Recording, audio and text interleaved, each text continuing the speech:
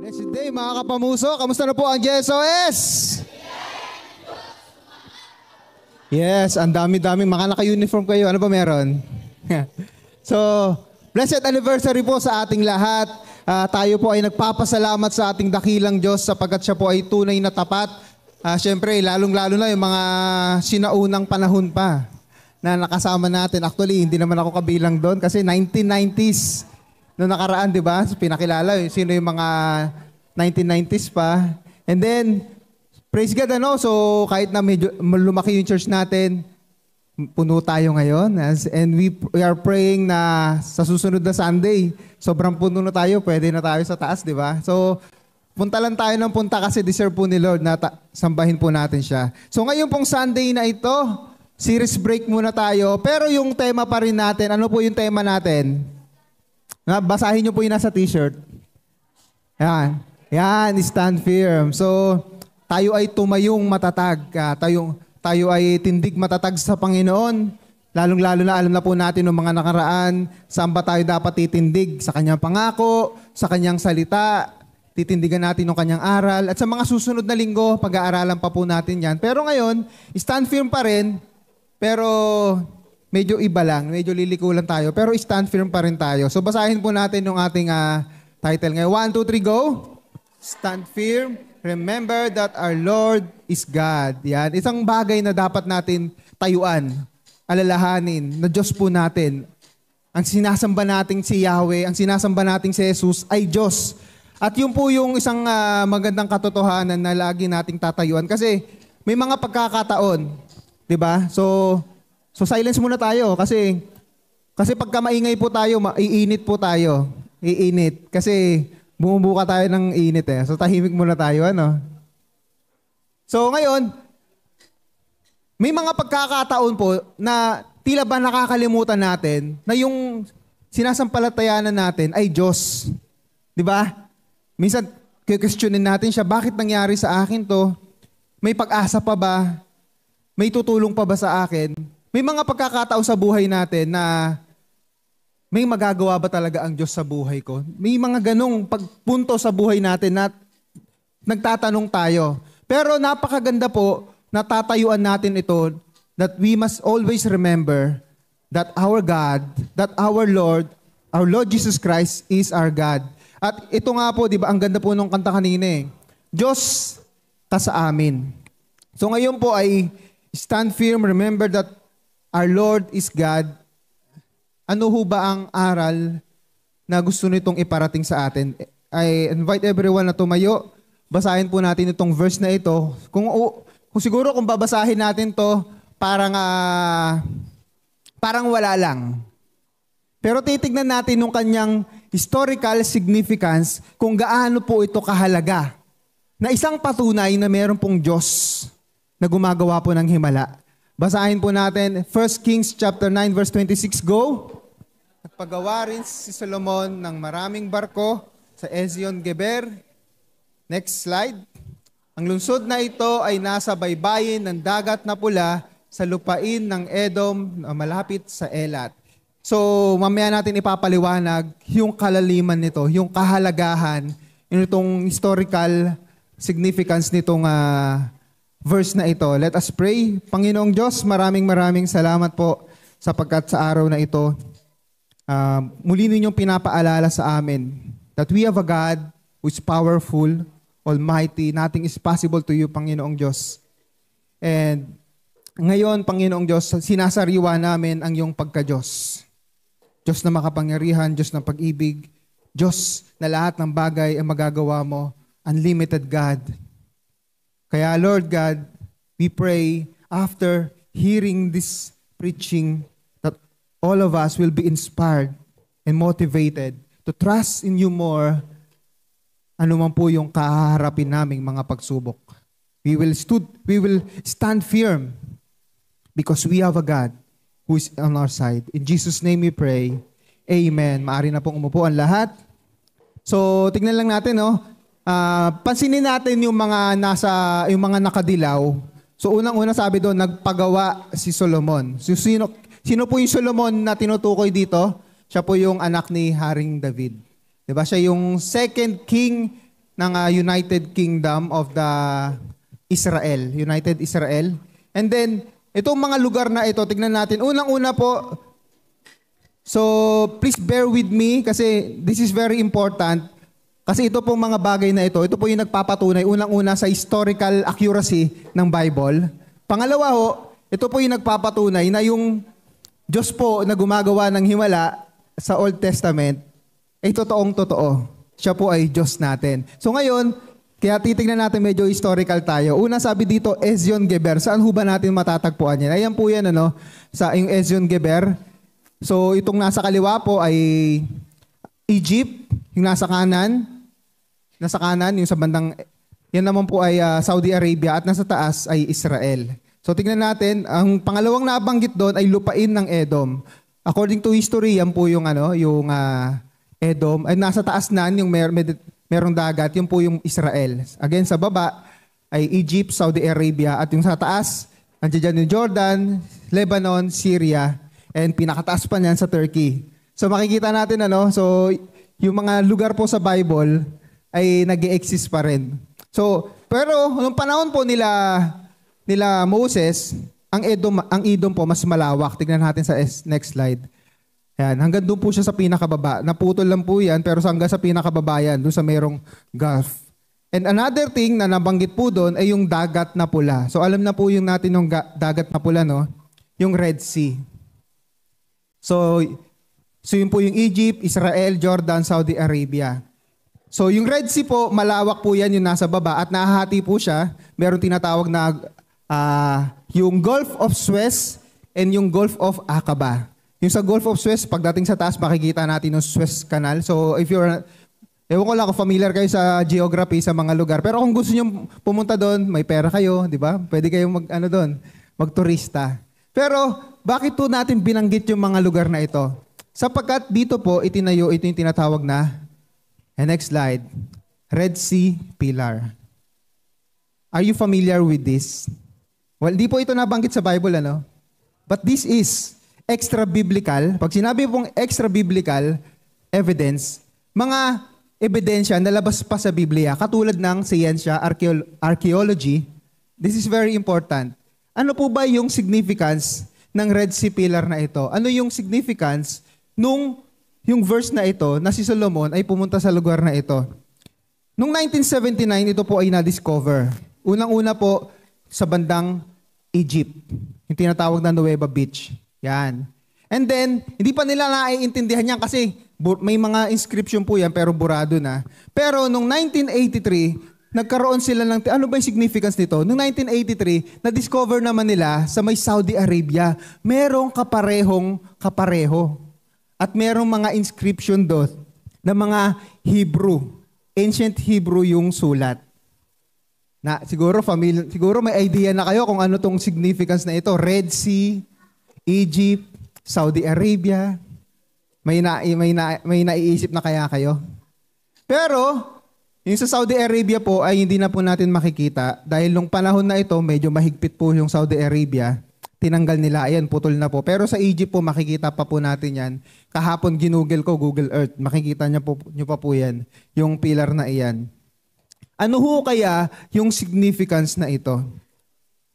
Ano yung ginawa kaya ni Solomon? According sa mga archaeologists, katulad ni Ron Wyatt, itinayo po ni Solomon ito para ipaalala sa mga Israelita na dito sa lugar na ito, minsan iniligtas ng Diyos ang mga Israelita sa tiyak na kamatayan. Ito po yung tinatawag na Red Sea Crossing. Kaya yung verse na iyon, napakalaki pala ng significance niya sa kasaysayan at sa ating mga Kristiyano. At hindi lamang ito patunay, palatandaan para sa mga Israelita. Dahil tatandaan ho natin, ang Diyos ng Israel ay Diyos po natin. Ang Diyos na makapangyarihan na gumagawa ng himala noong unang panahon, hanggang ngayon po gumagawa po siya ng himala. Hindi po siya nagbabago. Siya ay Diyos noon, ngayon, bukas, magpakailanman. Ngayon, ang significance itong Red Sea Pillar, granite siya, yung kanyang material, nagpapaalala sa atin na totoo merong Diyos. Pangalawa, kasama natin siya. Kaya ho, Siya itinayo para magsilbing paalala. Kaya nga ho, ang ating title ngayon is Stand Firm. Our Lord is God. Ang ating Panginoon ay Diyos. Ang ating Panginoon ay makapangyarihan. Hindi man natin nasasaksiyan sa ating panahon na nahati yung Laguna Lake, nahati yung Manila Bay. Pero itong Red Sea Pillar na ito, nagpapatotoo na nangyari talaga yung Red Sea Crossing. Kaya nga ho, para mas maintindihan natin, mas ma-inspire tayo, ano ba yung mga aral na matututunan natin dito at ano yung mga bagay na dapat nating alalahanin. Magbibigay lang po tayo ng dalawa. At para mas maunawaan natin, tingnan natin kung saan ba yung istorya ng Red Sea. Sa Exodus chapter 14, lahat po yung ating babasahin ngayon. So, pinutol-putol na lang natin para mas shortcut kasi pag inisa-isa natin, baka umabot tayo hanggang alas 12. Okay? Sabi ho dito sa verse 3, aakalain ng Faraon na kayo'y nagkakaligaw-ligaw na sa ilang sapagkat hindi ninyo malaman ang lalabasan. Ano yung nangyayari dito? Nakaalis na po ang mga Israelita mula sa Goshen, yung po sa bandang upper part ng Egypt, medyo malapit sa Israel, pababa sila, dumayan sila ng Rameses, pasensya na po sa sa geography, pero ang nangyayari diyan, pinabalik sila ni Lord. Balik kayo dito. So ngayon pasikot-sikot sila.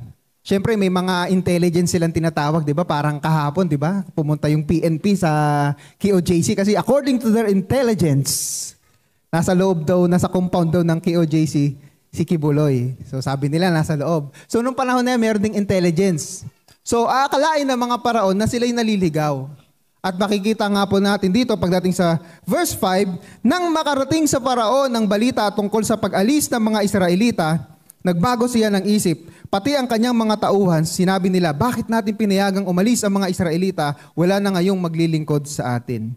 Bakit ho nila pinaalis? Kasi di ba nakaranas sila ng 10 salot at ka-10 salot, inamatay yung mga panganay. Panganay na anak, at panganay na anak din ng mga hayop. So lahat sila ay naranasan nila ito. Sa sobrang katigasan ng puso ni Faraon, nangyari ito. Pero kung umpisa pa lang, sumurrender na sila, hindi mangyayari. Pero ngayon, yung katigasan pa rin ng puso, ng ibabaw, nakalimutan na yung mga nangyaring masama. Pabalikin natin sila. At ito po yung nangyari. Nagbago ang isip. Sabi ko sa verse 9, hinabol nga sila ng mga Ehipsyo, ng mga kawal ng Faraon, sakay ng kanilang karwahe. Inabot nila ang mga Israelita sa tabing dagat, malapit sa Pi-Hahiroth, sa tapat ng Baal-Zephon. At ito po yung naramdaman ng mga Israelita. Matinding takot ang naramdaman ng mga Israelita nang makita nilang dumarating ang Faraon at mga Ehipsyo, kaya dumaing sila kay Yahweh. Kasi nung panahon nito, nakakarwahe sila, maririnig mo na sila. So, familiar tayo sa Red Sea Crossing, di ba? Yung tuwing mahal na araw. Kaso medyo may problema doon kasi yung accuracy ng paligid, ibang-iba ho sa totoong lugar. Ganito po yung itsura nila sa top view. Tingnan natin sa next slide. Yan po yung itsura po niya. So, kung makikita ho natin dito sila, itong beach na yan, dyan sila lumabas. Sa madaling salita, natrap na po sila. Yung nasa kabila, Saudi Arabia, doon sila tatawid. Problema, paano sila makakatawid? Kaya matinding takot yung naramdaman nila. Sa sobrang tinding takot, itong problema, pag tayo ay napangibabawan ng takot, nakakalimutan natin, kasama natin ang Diyos. Di ba, naalala ninyo? Natutulog si Lord Jesus Christ sa bangka. Takot na takot. Yung mga apostol niya, mamamatay na kami. Natutulog ka pa rin. Gising. Kaya ang sabi ni Lord Jesus Christ, mga wala kayong pananampalataya. Di ba may mga ganyang pagkakataon? Pag tayo ay na-overwhelm ng takot, na-overwhelm ng anxiety, nakakalimutan natin, ay Diyos nga pala yung sinasamba natin. Kaya niyang gawin ng lahat. At ito po yung isang malungkot na bagay din na naranasan nila, na naramdaman nila. Hindi na nila nakita yung himala ng Diyos. Kinalimutan na nila yung himala ng Diyos. Ang naalala na lang nila yung present.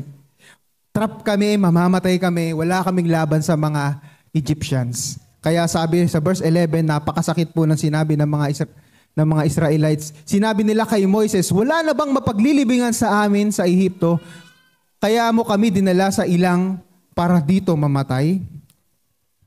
Inilabas mo nga kami sa Ehipto, ngunit tingnan mo ang nangyari. Bakit? Kasi trap na sila eh. Feeling nila, end na nila, doon na sila mamamatay. Verse 12, hindi ba't bago tayo umalis, sinabi na namin sa iyo na ganito ang aming sasapitin, sinabi na namin sa iyo na huwag mo kaming pakialaman at pabayaan na lamang kaming manatiling alipin ng mga Ehipsyo sapagkat mas gusto pa naming maging alipin kaysa mamatay dito sa ilang. At ganun po yung kanilang naramdaman. Mas mabuti pang maging alipin na lang kami forever. Pahirapan kami, matorture kami, kaysa mamatay dito. At even until now, di ba, when we share the gospel, ito po yung minsan na naririnig natin. Pinanganak kami ng ganito kami mamamatay. Nung meron kami sinaran ng gospel dati, sabi nung kanyang tiyuhin, sabi niya sa kanyang, sa kanyang pamangkin, sabi ng tiyo sa kanyang pamangkin, yung sinashare namin, binabible study namin dati, sabi niya sa kanyang pamangkin, lahat ng gusto mo, binibigay namin sa'yo. Pero ngayon, pagbigay mo kami, huwag ka lang sumama dyan sa Bible study na yan. Di ba? Yung mga malungkot na pangyayari na gustong palayain ng Diyos yung tao.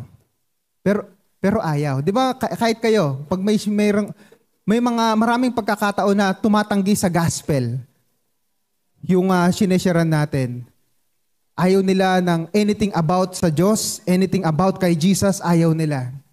Masaya na kami dito. Hayaan mo na kaming maging alipin dito ng kasalanan. Pero hindi nila nauunawaan.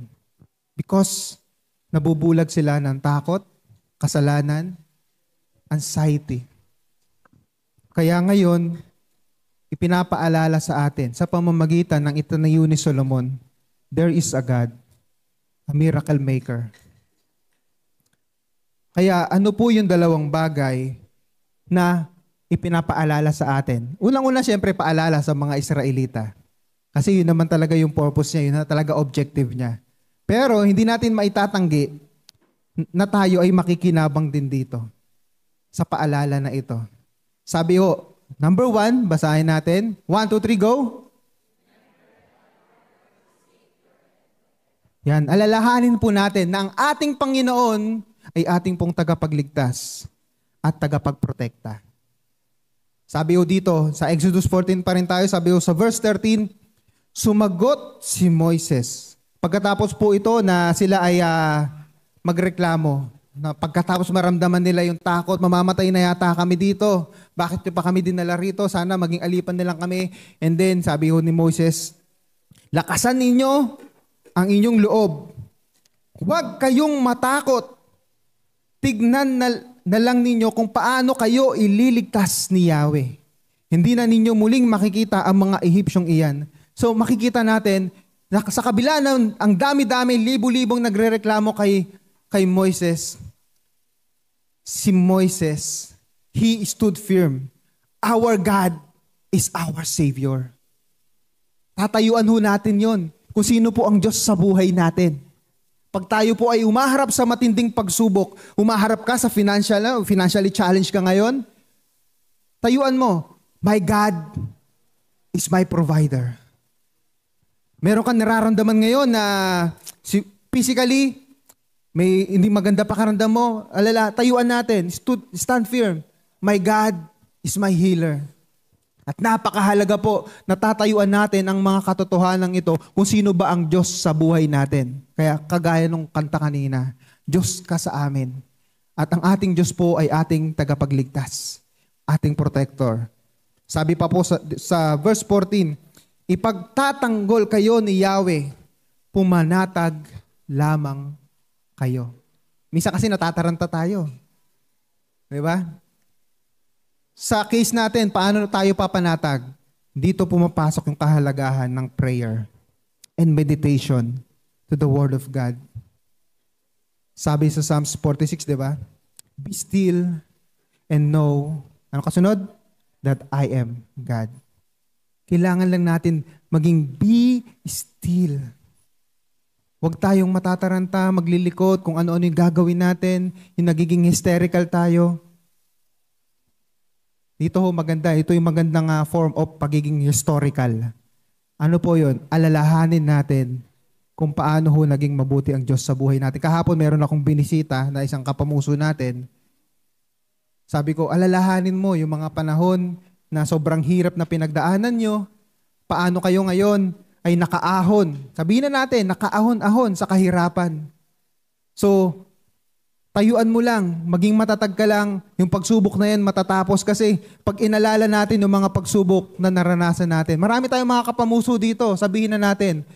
Kumbaga sabi nga ng yung inilabas na karaan, 'di ba, na survey, 64 pesos. Ano, mahirap ka na, no? Marami sa atin dito mga mahihirap talaga eh. 'Di ba? Pero tingnan natin yung mga kapamuso natin ngayon na 20 years ago, malalaki na yung mga bahay. Pag yung mga panahon na nararanasan natin kapos tayo, balikan natin yung panahon na mas kapos na kapos tayo at ngayon, meron na tayo. Mahalaga kasi na from time to time magiging historical tayo sa magandang pamamaraan. Paanong historical? Aalalahanin natin ang mga mabubuting bagay na ginawa ng Diyos sa buhay natin. Kaya ito po'y paalala sa atin. Kailangan lang ho nating pumanatag sapagkat ang ating Diyos ay ating tagapagligtas, protector. Sabi ho no, sa Psalms 34:7, kung meron ho nakakaalam, the Lord encamps around to those who fear Him and rescues Him. Ang Diyos ang siyang bantay ng mga taong may takot. Ay ang anghel ang siyang bantay ng mga taong may takot sa Diyos. At siya'y kanilang ililigtas. Meron ho tayong guardian angel, sabi dito sa Psalms 34:7. And according dito sa story na ito, anghel ang nagbabantay sa mga Israelita. At sa katunayan, ito pa po ang ginawa ng Panginoon. Sa verse 20, ang ulap ay lumagay sa pagitan ng mga Israelita at ng mga Ehipsyo. Madilim sa panig ng mga Ehipsyo, maliwanag naman sa mga Israelita. Dumating ang gabi at ang mga Ehipsyo ay hindi makalapit sa mga Israelita. Sapagkat ang Diyos po ay naglagay ng haliging ulap, merong apoy sa pagitan ng mga Israelita at ang mga Ehipsyo. Ano ba itsura niya? Ganito po yung itsura niya. Yan, tingnan natin. Yung close up. Next slide po. Parang iba to . Next slide. Ayan, parang iba yung nakalagay pero yan po yung beach. Makikita natin, 'di ba, yung sa may entrance. Balik tayo, atras tayo. Yan, yung sa entrance, 'di ba? Paano ka makakapunta sa kaliwat kanan? Iskinita lang siya. Kaya diyan sa lugar na iyan naglagay ng harang ang Diyos, ng apoy, ng ulap para hindi mapuntahan yung mga Israelita. Kasi mataas po 'yan eh. Mataas 'yan, bundok 'yan na hindi ka makakatawid, mabato yan. So, yan po yung ginawa ng Panginoong Diyos para hindi mapuntahan yung mga Israelita, ng mga Ehipsyo. Prinotektahan sila ng Panginoong Diyos. Ito po yung isang mga patunay lamang na ang Diyos po natin ay tagapagligtas at protector po natin. Kailangan lang ho natin pumanatag palagi. Sabi ho sa Romans 8:31, di ba? If God is for us, who can be against us? Di ba kanta ni Chris Tomlin din yan? Kung ang Diyos ay panig sa atin, kung ang Diyos ay kakampi natin, sino pang makakalaban sa atin? Kakampi natin siya eh. Kaya lagi natin itong aalalahanin sa buhay natin. Pangalawang tingnan pa natin ang tawag po dito Nueva Beach. Isang patunay pa na ito po talagang yung lugar na kung saan pinangyarihan po yung Red Sea Crossing. Ang tawag sa kanya Nueva Beach, pero ang kanyang buong pangalan po ay Nueva Almuzahina, na ang ibig sabihin po ay Waters of Moses Opening. Kaya we are here, dito sa exact place na ito, kung saan nangyari po yung lugar na Red Sea Crossing. And later on, mas makikita pa natin ng mga patunay. And then, number 2, anong bagay pa po yung pwede nating alalahanin? 1, 2, 3, go! Yan, remember that our Lord is Almighty God. Alalahanin natin ang ating Diyos ay makapangyarihan.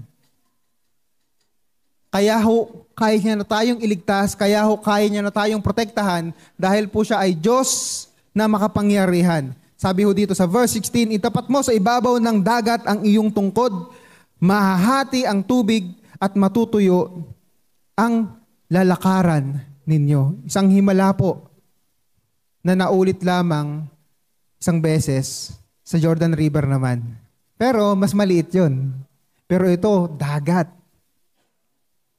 Nevertheless, mapadagat, mapa-river, hindi ito magagawa ng sino man. Siguro kung gagawin mo to, kailangan mo ng mga bulldozer, harangan mo, di ba yung mga ginagawang dam? Pero ito po ay supernatural, beyond normal. At ano po yung nangyari? Sa verse 21, itinapat ni Moises ang kanyang tungkod sa ibabaw ng dagat.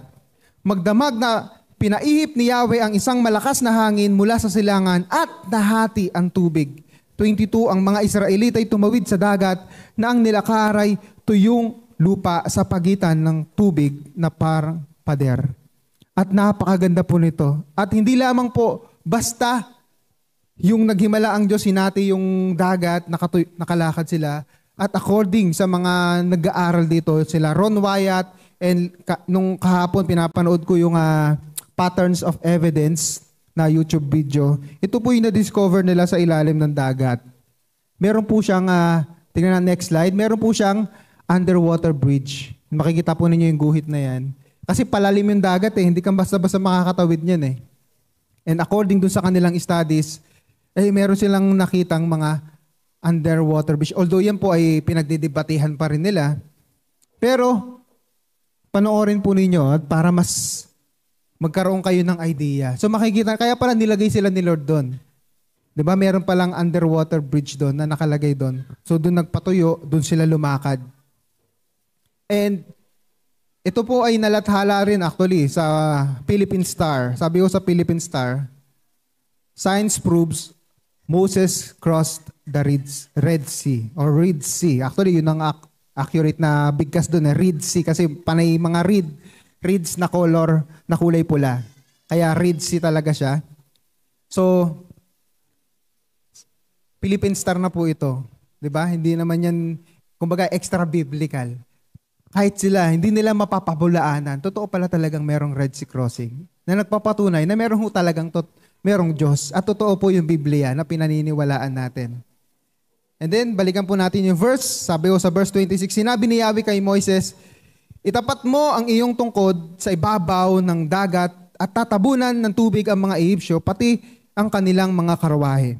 Ganoon nga ang ginawa ni Moises at sa pagbubukang liwayway na numbalik sa dati ang dagat.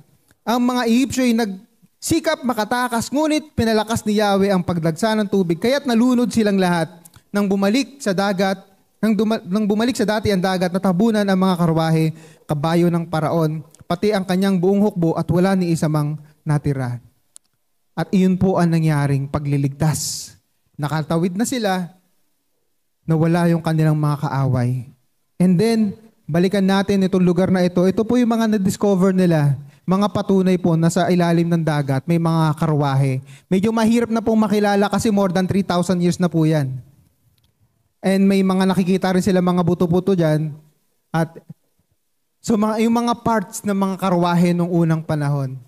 Although kalat-kalat siya kasi more than 3,000 years na yan. At hindi nila ginagalaw. At nung panahon na nagre-research sila, mahigpit pa yung Saudi Arabia. Actually, nakulong pa nga si Ron Wyatt. Siya po yung archaeologist na nagre-research dyan dati noong 1970s. Nakulong siya. Kasi bawal yung ginagawa nilang research. So, yun po yung nangyayari.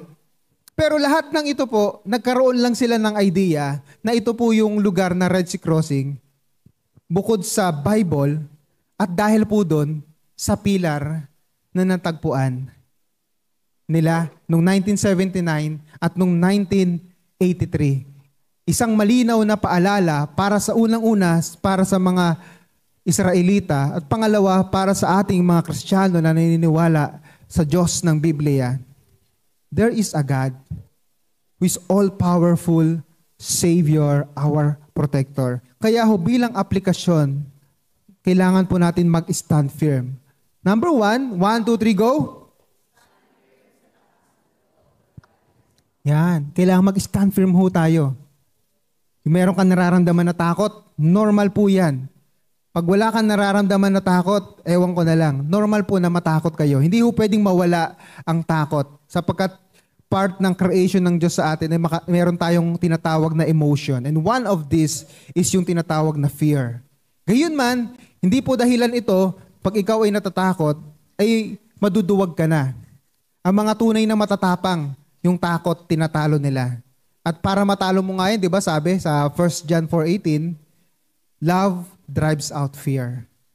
At pangalawang bagay, para humawala yung takot, yung lakas ng loob ay manggagaling ho sa Panginoon. At ito po yung pinatunayan ni Moises. Ang hirap-hirap po ng trabaho niya.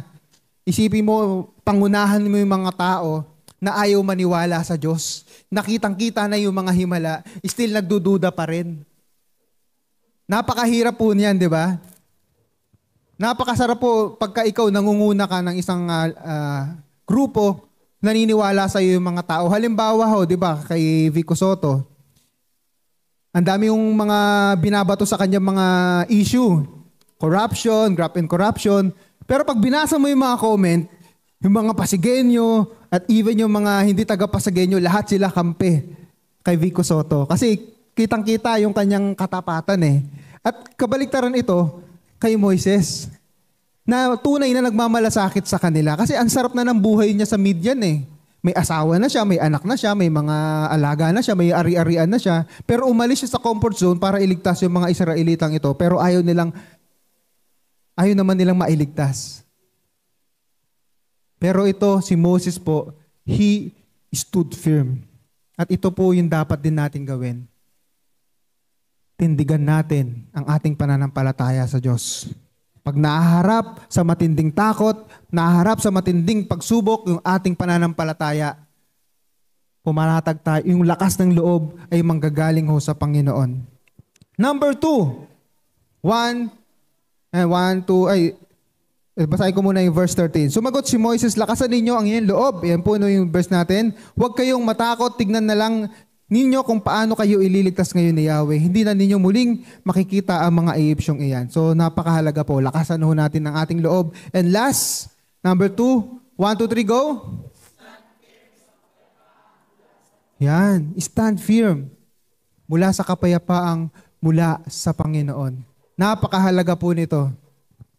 Sa dami-daming mga nangyayari sa mundo. At hindi lamang sa buong mundo, maging sa personal na buhay natin, napakahalaga po na we will stand firm on the peace of God. Sabi nga po sa Philippians chapter 4 verse 6, di ba? Yung kapayapaang hindi mo maunawaan. Ang dami mong problema pero kapayapaan pa rin yung nangingibabaw, yung nararamdaman mo. Marami kang nararamdamang pains pero kung yung kapayapaan, andyan pa rin.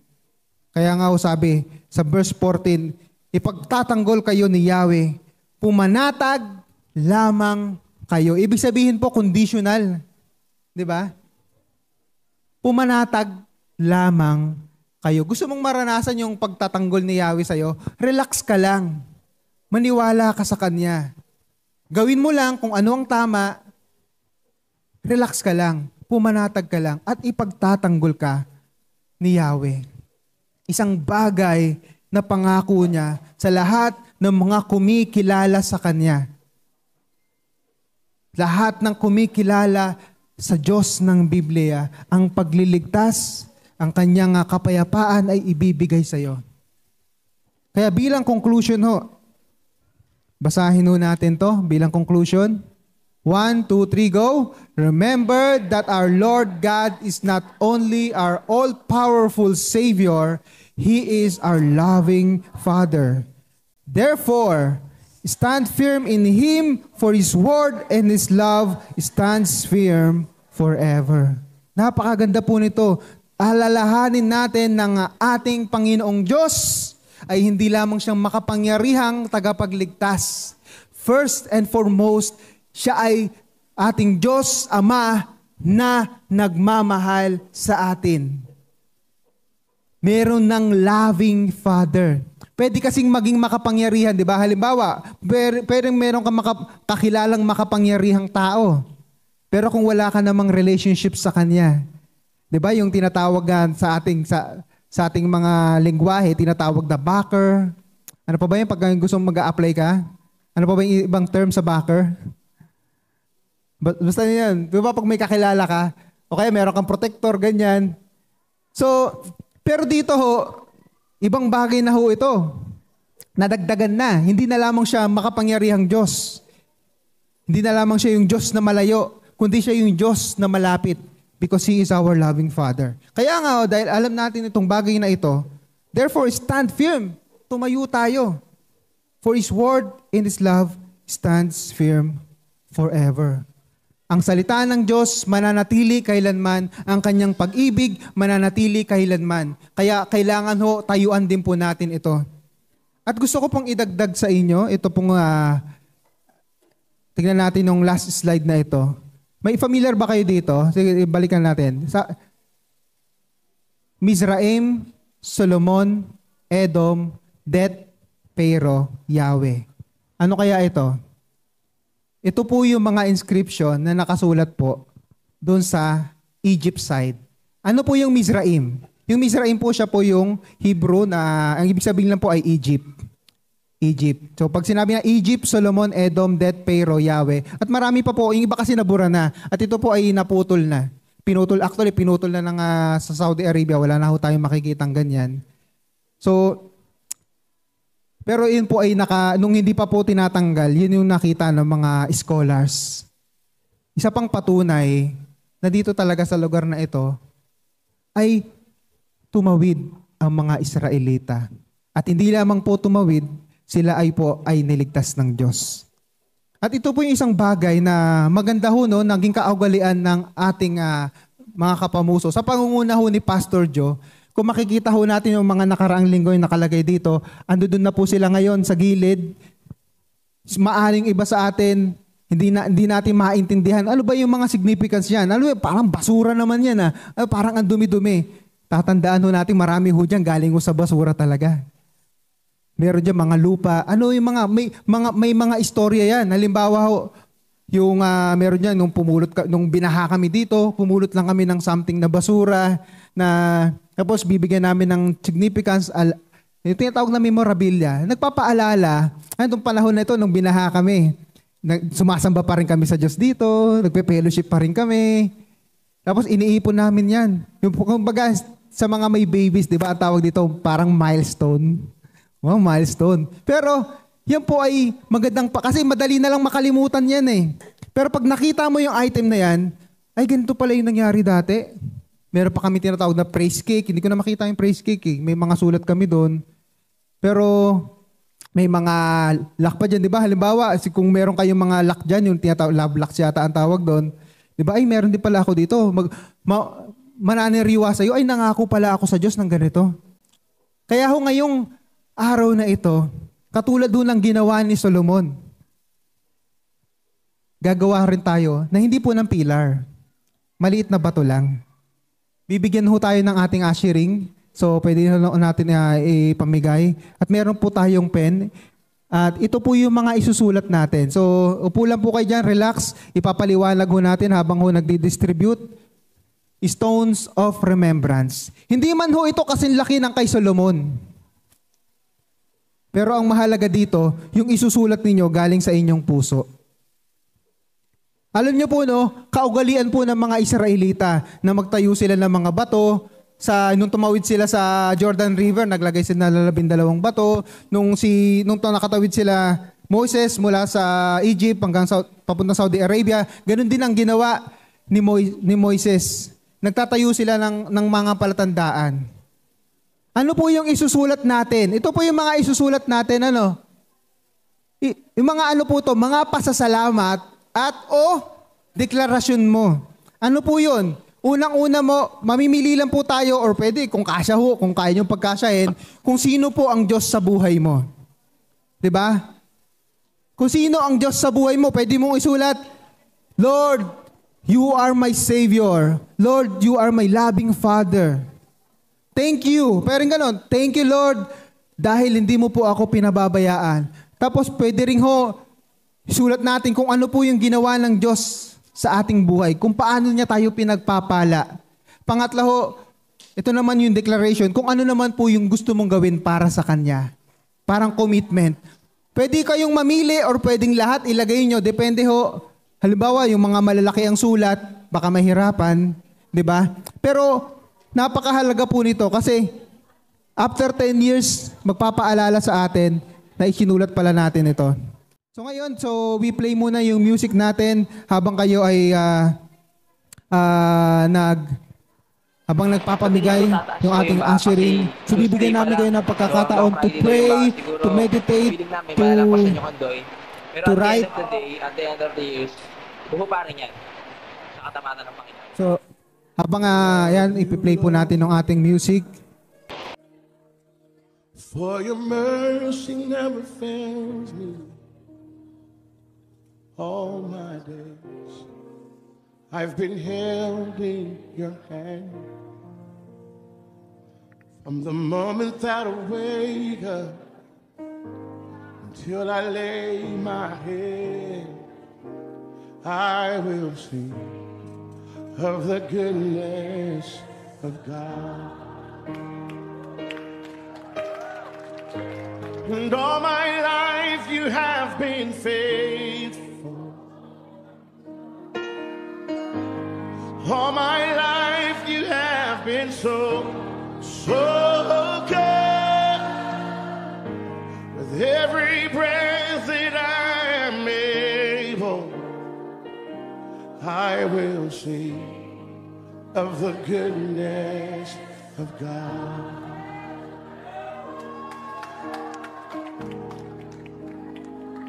And I love your voice.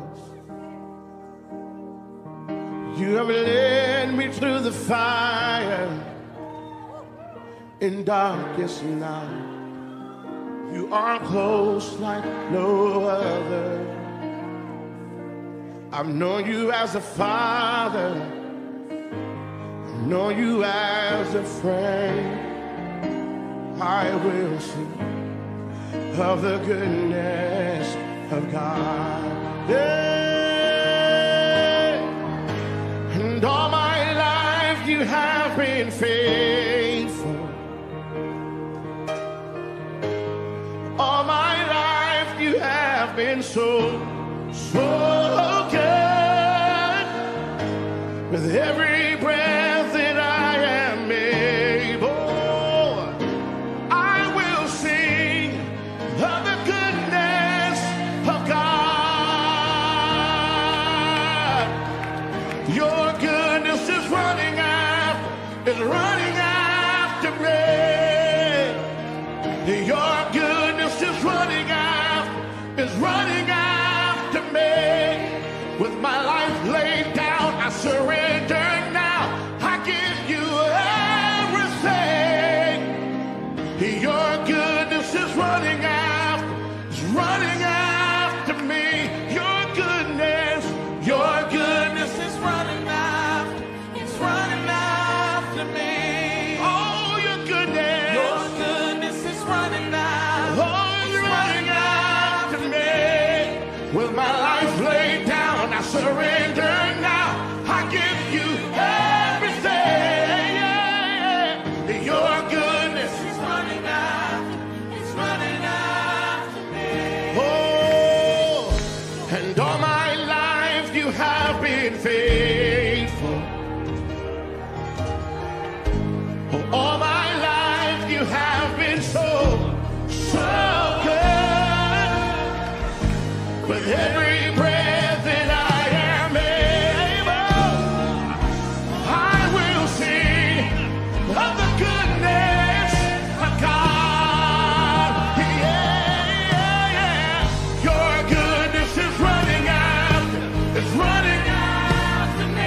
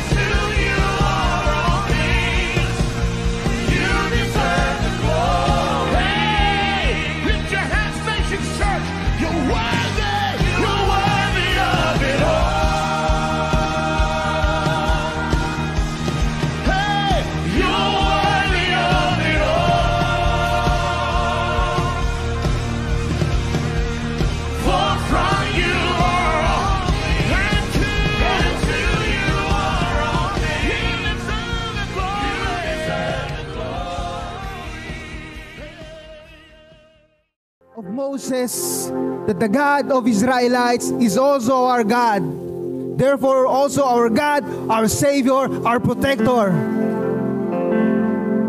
The God who made miracles na nararanasan ho natin ngayon. Mula sa maliit na bahay na naririto, ngayon po malaking church. Mula sa isang pamilya na hindi po naman mayaman, pamilya Takadena, na sa kanila nagsimula. So mga nakakakilala, alam po ninyo yung hirap na kanilang naranasan. Pero hindi sila sumuko. They stood firm because the God of the Bible is powerful. And we declare today that He is our God and we will obey Him. We will commit ourselves to Him. Itong mga declarations na ito, magpapaalala sa atin na itong araw na ito, tayo'y nagpasalamat, diniklara, kinumit natin ang ating sarili. And again, I invite everyone, panoorin ho natin at pwede yung sabayan yung kanta sapagkat iso maganda hong paalala, memorabilia. Lay down and surrender now. I give you everything. Your goodness is running out. It's running out to me. Your goodness, And your forever. Again, panoorin ho natin ang video na ito at sabayan natin ang the goodness of God. Tuesday pa lang. So hanggang Friday daw yung baka. Siguro, feeling namin malalampasan yung Ondoy. Pero at the end of the day, at the end of the years, buho pa rin yan. Sa katamatan ng Panginoon. I love you, Lord, for your mercy never fails me. All my days I've been held in your hand. From the moment that I wake up until I lay my head, I will sing of the goodness of God. And all my life you have been faithful. All my life you have been so good.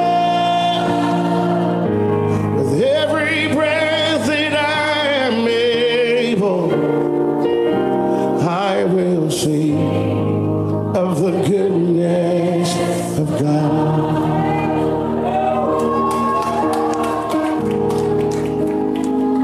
And I love your voice. You have led me through the fire in darkest night. You are close like no other.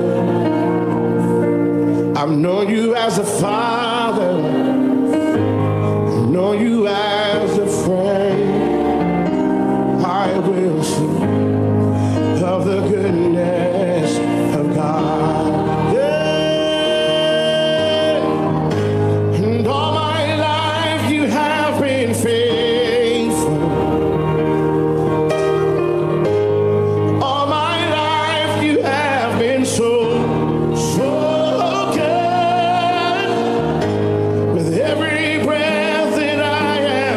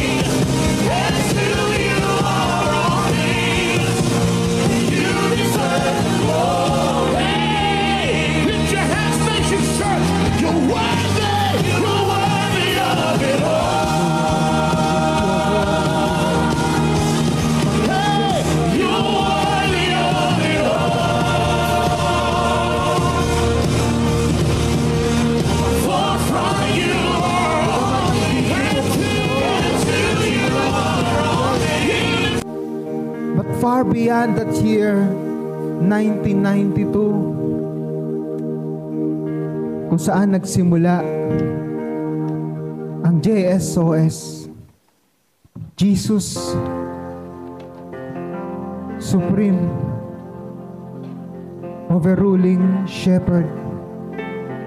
Maliit na pulutong ng mga Kristiyano, pinangunahan ng pamilya Takadena ni Pastor Joe. Yung faithfulness nyo, Panginoon, hindi lamang 2012 nagsimula. Ang inabutan ko dito, yung maliit na bahay, may mga puno, unti-unti, may mga giniba dahil hindi kami magkasya. Hanggang sa dumating ang punto na binaha kami, naghanap kami ng lugar. Hanggang sa ngayon, umabot na sa ganito. Hindi mo po kami pinabayaan. Marami ho sa amin nakasaksi na hindi ho perpekto ang church na ito. The only perfect is you, O Lord. Nasaksihan namin may mga pag-aaway, pero ngayon nasaksihan namin may mga pagbabati. Nasaksihan namin marami na ho kaming mga kapamuso na hindi namin kasama physically ngayon. Nasa piling mo na, Panginoon. But it doesn't change the fact that you are God. At sa isang maliit na bato na ito, we have written our declarations, we have written our thanksgiving, we have written our commitment to you. And this day, we will remember that this is the day that we have commit ourselves to you. O Heavenly Father, the God of Israel, the God of Moses, the all-powerful God, our Savior, our Protector.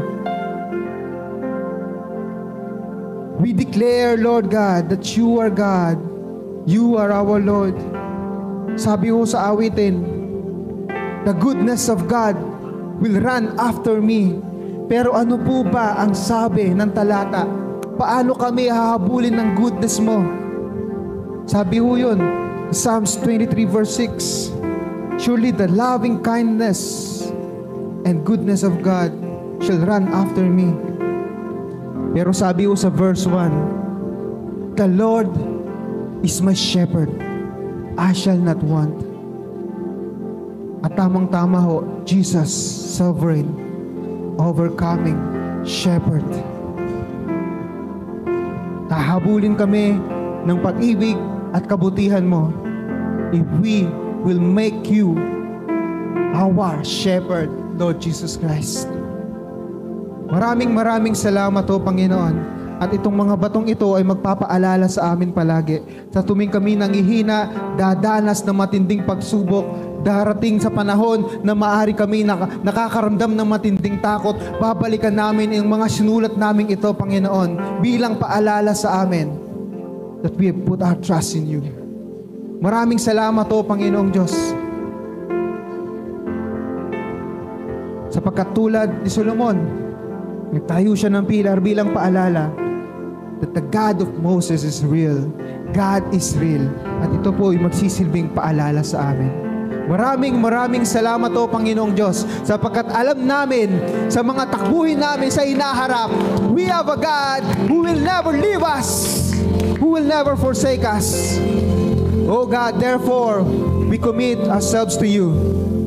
In the mighty name of the Lord Jesus Christ, and everybody say, Amen and amen and amen. Let us declare that.